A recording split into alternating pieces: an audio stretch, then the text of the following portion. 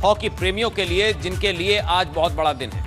Olympic में महिला hockey के पहले सेमीफाइनल में भारत का सामना अर्जेंटीना की टीम से होगा। मुकाबला दोपहर 3:30 बजे खेला जाएगा।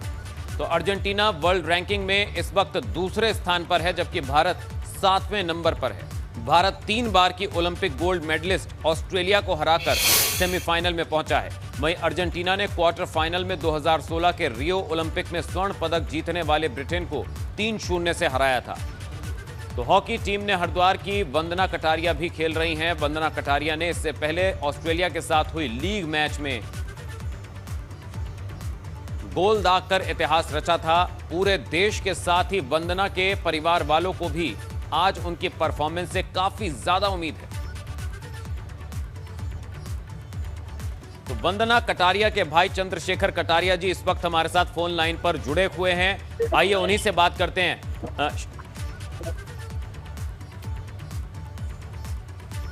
शेखर कटारिया जी, स्वागत है आपका एबीपी गंगा पर। जी सर।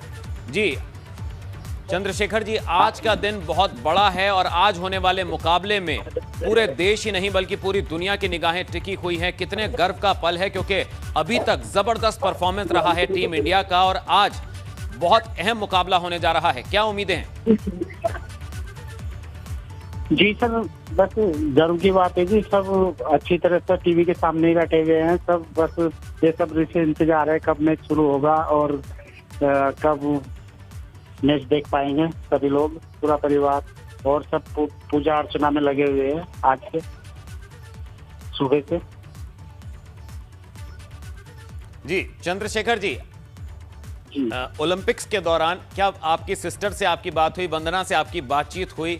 क्या बातचीत हुई, अगर आप हमारे दर्शकों के साथ शेयर करें? कितने आश्वस्त हैं आप वंदना की परफॉर्मेंस को लेकर, टीम की परफॉर्मेंस को लेकर कि हम पदक जीतेंगे?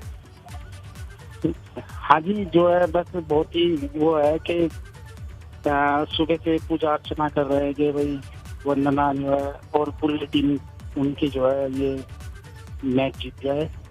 और मतलब सुबह से पूजा ही चल रही है। जी, सुबह से पूजा चल रही है।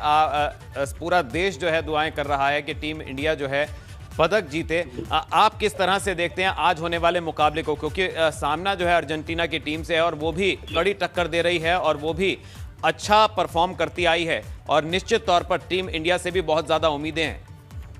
जी सर, ये जो है देखिए क्या होता है इसमें, भगवान से ये जो है कि हमारी इंडिया टीम बीटीआई ये सब जो है पूरी टीम जीत के आए और गोल्ड मेडल लेते।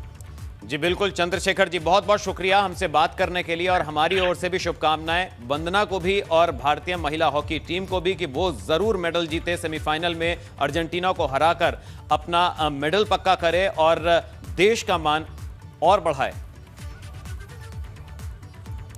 चलिए, तो इस मुकाबले पर नजर बनी रहेगी। फिलहाल खबरों में बढ़ेंगे आगे। सीएम पुष्कर सिंह धामी ने केदारनाथ धाम में चल रहे पुनर्निर्माण कामों का ड्रोन के माध्यम से निरीक्षण किया है। केदारनाथ धाम में इन दिनों पीएम मोदी के ड्रीम प्रोजेक्ट के तहत पुनर्निर्माण काम चल रहा है और इस दौरान शंकराचार्य की समाधि समेत दूसरे कई काम किए जा रहे हैं। मुख्यमंत्री धामी ने ड्रोन के जरिए पुनर्निर्माण कामों की प्रगति की रिपोर्ट ली है।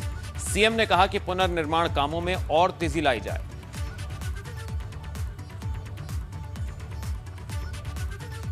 और अब रुक करेंगे बड़ी खबर का। उत्तराखंड में भूकंप अलर्ट ऐप की शुरुआत हुई। सीएम पुष्कर सिंह धामी ने इसकी शुरुआत की है। भूकंप और आपदा से पहले चेतावनी देगा ये ऐप। तो भूकंप से जान माल के नुकसान को कम करने में मदद मिलेगी इस ऐप के जरिए। तो सीएम पुष्कर सिंह धामी ने इसकी शुरुआत की है और आईआईटी ने इसे बनाने में, इसे डेवलप करने में सहयोग दिया है। तो भूकंप और आपदा से को लेकर जानकारी मिलेगी और जान माल के नुकसान को कम करने में मदद मिलेगी। तो उत्तराखंड में भूकंप अलर्ट ऐप की शुरुआत सीएम पुष्कर सिंह धामी ने की। तो भूकंप और आपदा से पहले चेतावनी देगा ऐप, जिससे संभलने का वक्त मिल जाएगा। भूकंप से जान माल के नुकसान को कम करने में सहायता मिलेगी।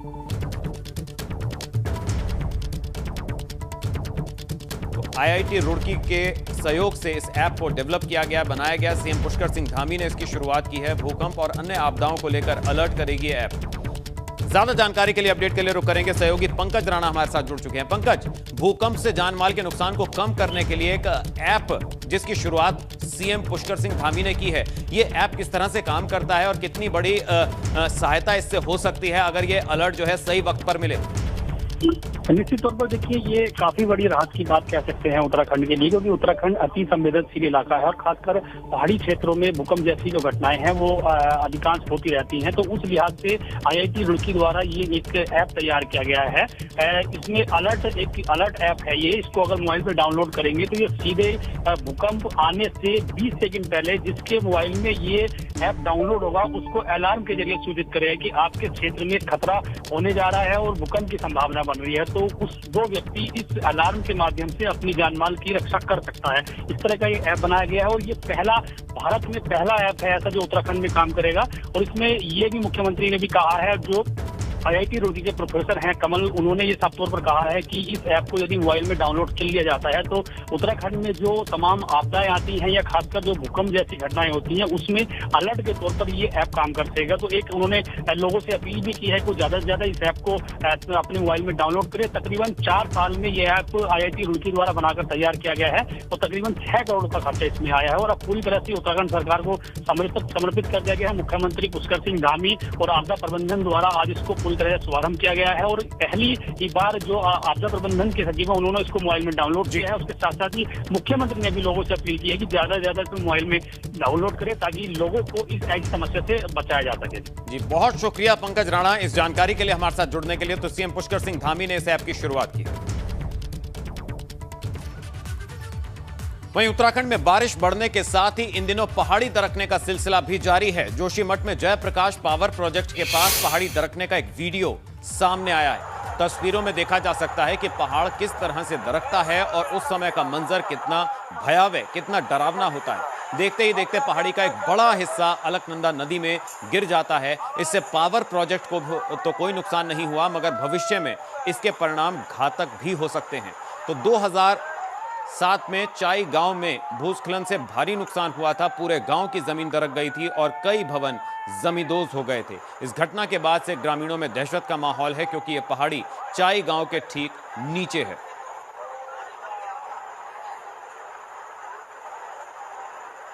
तो डराने वाली तस्वीरें जोशीमठ से सामने आई हैं। पहाड़ी का एक बहुत बड़ा हिस्सा नीचे गिरा और अलकनंदा नदी में समा गया। तो चाई गांव के लोगों में दहशत है और उन्हें 2007 में हुई आपदा की याद दिला रही। इधर उत्तरकाशी में गंगोत्री हाईवे पर बड़ेथी के पास भारी भूस्खलन का टूटते पहाड़ का वीडियो सामने आया है। चुंगी बड़ेथी के पास गंगोत्री हाईवे के नीचे एक बहुत बड़ा भूस्खलन देखने को मिला। इस भूस्खलन से हाईवे का करीब 50 मीटर का हिस्सा खतरे की जद में आ गया है। भूस्खलन के बाद गंगोत्री हाईवे सहित गंगोत्री हाईवे पर चल रहे NHIDCL की निर्माणाधीन ओपन तनबल पर खतरा मंडराने लगा। उनका क्या करेगा? और आइए अब आपको 2 तस्वीरें एक साथ दिखाते हैं। पहली तस्वीर जोशीमठ की तस्वीर देखिए, जहां बद्रीनाथ हाईवे के पास जबरदस्त भूस्खलन, बलदोड़ा के पास पहाड़ी का हिस्सा टूटकर हाईवे पर आया।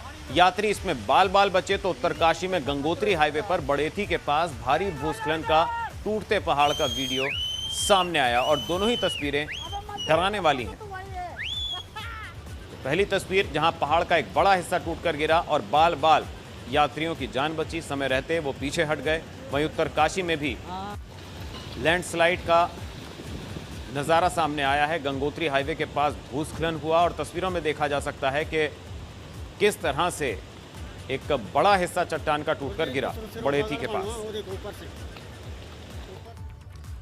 और एक बार फिर रुक करेंगे बड़ी खबर का। नगर पालिका श्रीनगर को नगर निगम बनाने की तैयारी इस वक्त की बड़ी खबर। 3 महीने में श्रीनगर नगर पालिका बन सकता है नगर निगम। तो अपर नगर आयुक्त देहरादून रोहिताश शर्मा को दी गई जिम्मेदारी, श्रीनगर की महत्वपूर्ण जिम्मेदारी उनको दी गई है। तो देहरादून के साथ साथ श्रीनगर पालिका के बनाए गए नगर पालिका अधिकारी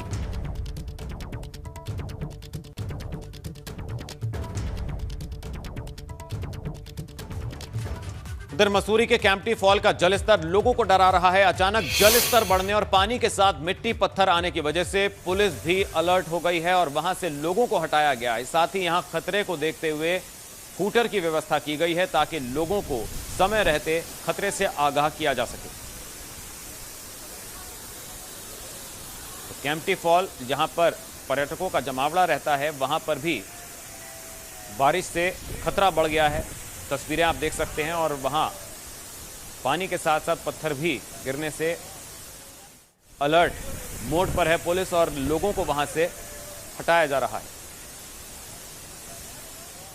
एक और बड़ी खबर, देवस्थानम बोर्ड रद्द करने की मांग पर अड़े पुरोहित। इस वक्त की बड़ी खबर, केदार धाम में पुरोहितों ने दी आमरण अनशन पर जाने की चेतावनी। तो इस वक्त की बड़ी खबर, तीर्थ पुरोहितों ने किया रैली निकालकर प्रदर्शन। अभी तक देवस्थानम बोर्ड पर कोई फैसला क्यों नहीं, यह कहना है तीर्थ पुरोहितों का। तो बड़ी खबर इस वक्त की आपको बता दें, देवस्थानम बोर्ड रद्द करने की मांग पर अड़े हैं पुरोहित। अब केदार धाम में पुरोहितों ने आमरण अनशन पर जाने की चेतावनी दी है। तीर्थ पुरोहितों ने रैली निकालकर जोरदार प्रदर्शन किया। अभी तक देवस्थानम बोर्ड पर कोई फैसला क्यों नहीं, यह कहना है पुरोहितों का। तो आपको बता दें, सीएम पुष्कर सिंह धामी से बातचीत के दौरान उन्होंने आश्वस्त किया था कि समस्या पर एक हाई लेवल कमेटी का गठन किया जाएगा और तीर्थ पुरोहितों की जो भी मांग है उस पर बातचीत के जरिए हल निकालने की कोशिश होगी। आज श्री केदारनाथ धाम में हमारे तीर्थ पुरोहितों लगभग जो है 2 साल से हम लोग आंदोलन कर रहे हैं, लेकिन सरकार के काम में जूता नहीं दिख रहा है। और हमारे कुछ नवयुवक साथियों तीर्थ पुरोहितों ने ये आग्रह कर दिया है कि हम आने वाले कुछ दिन बाद जो है आमरण अनशन पर जो है श्री केदारनाथ धाम में बैठ जाएंगे। और अभी भी धामी सरकार को जो है इस देवस्थानम बोर्ड को तत्काल भंग करना पड़ेगा, अन्यथा यहाँ पर जो है उग्र आंदोलन की चेतावनी देते हैं। जय श्री केदार। चलिए, तो तीर्थ पुरोहितों का क्या मांग है आपने सुना। रोहित डिमरी हमारे सहयोगी हमारे साथ फोनलाइन से जुड़ गए हैं। रोहित, आपसे जानना चाहेंगे, सीएम पुष्कर सिंह धामी से बातचीत भी हुई थी और उन्होंने 1 महीने का वक्त मांगा था और एक हाई लेवल कमेटी का गठन कर तीर्थ पुरोहितों की जो भी मांग है उस पर विचार करने का, उस पर कुछ निर्णय निकालने का, कोई रास्ता निकालने की बात कही थी, आश्वासन दिया था। लेकिन अब एक बार फिर तीर्थ पुरोहितों ने अपना प्रदर्शन तेज कर दिया है। उन्होंने आमरण अनशन पर जाने की चेतावनी दी है। क्या अपडेट? जैसे कह सकते हैं कि जो तीर्थ पुरोहित समाज है वो विगत 2 साल से देवस्थानम बोर्ड को भंग करने की मांग को लेकर लगातार यहाँ पे आंदोलन कर रहा है। केदारनाथ धाम में भी उनका आंदोलन चल रहा है। गुप्तकाल की अगस्त में इन जगहों पर भी तीर्थ पुरोहित हैं जो लगातार सरकार के खिलाफ कह सकते हैं कि प्रदर्शन, धरना प्रदर्शन ये लगातार इनका जारी है। और कुछ दिन पहले ही जो सीएम है पुष्कर सिंह धामी ने कहा था कि इसमें हाई कमेटी गठित की जाएगी। पर लेकिन जो तीर्थ पुरोहित समाज है वह आक्रोशित है, क्योंकि वो चाहते हैं कि जल्द से जल्द इस देवस्थानम बोर्ड को भंग किया जाए। इसके अलावा उनकी जो अन्य मांगे हैं, कह सकते हैं कि इसके अलावा उस देवस्थानम बोर्ड को भंग के अलावा वो अन्य कुछ भी नहीं चाहते हैं।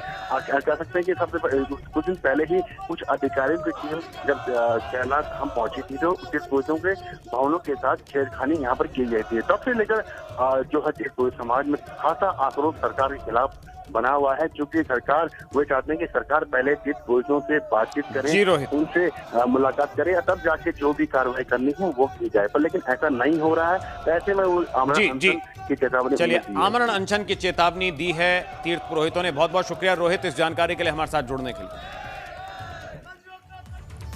चलिए, ऋषिकेश में हो रहे कांग्रेस के विचार मंथन की बात करें। वो कार्यक्रम को लेकर भाजपा ने सवाल उठाने शुरू कर दिए। भाजपा प्रदेश अध्यक्ष मदन कौशिक ने विपक्षी दल कांग्रेस पर सवाल उठाते हुए कहा कि पिछले 4.5 सालों के भीतर कांग्रेस ने सिर्फ और सिर्फ सरकार की नीतियों के खिलाफ धरना प्रदर्शन और विरोध करने का ही काम किया।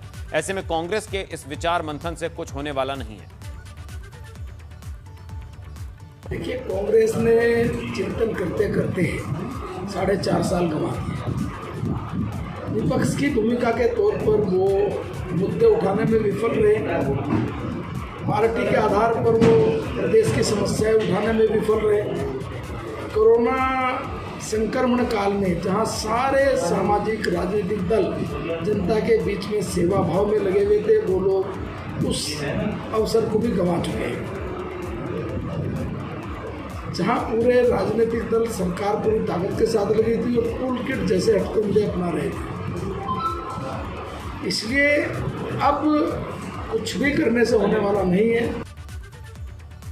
वहीं उच्च शिक्षा मंत्री धन सिंह रावत ने पौड़ी के सीमांत इलाकों का दौरा किया। पाबो और खिरसू ब्लॉक के दौरे के दौरान धन सिंह रावत ने लाभार्थियों को प्रधानमंत्री आवास योजना के प्रमाण पत्र दिए। साथ ही 100 दिनों के भीतर सभी के आवास तैयार करने का आश्वासन भी दिया। पौड़ी जिले में 2000 से ज्यादा अधिक परिवारों को पीएम आवास योजना के तहत फायदा पहुंचाया जा रहा है। बहुत सालों से लोगों के मकान की बहुत दिक्कत होती है और अब हमारे प्रधानमंत्री जी ने हर जिसकी भी मकान की समस्या थी हमारे ज़िले में लगभग 2000 से ज़्यादा मकान आवंटित कर दिए हैं। पहली किस्त 60,000 रुपये उनको मिल गई है और 100 दिन में सबको मकान बना रहे हैं। योग शिक्षा को प्राइमरी से लेकर उच्च शिक्षा में अनिवार्य करने की मांग को लेकर योग प्रशिक्षकों ने खटीमा में रैली निकालकर प्रदर्शन किया। इनका कहना है कि अगर जल्द ही योग शिक्षकों की भर्ती नहीं निकाली गई तो पूरे प्रदेश के योग प्रशिक्षक देहरादून के लिए कूच करेंगे।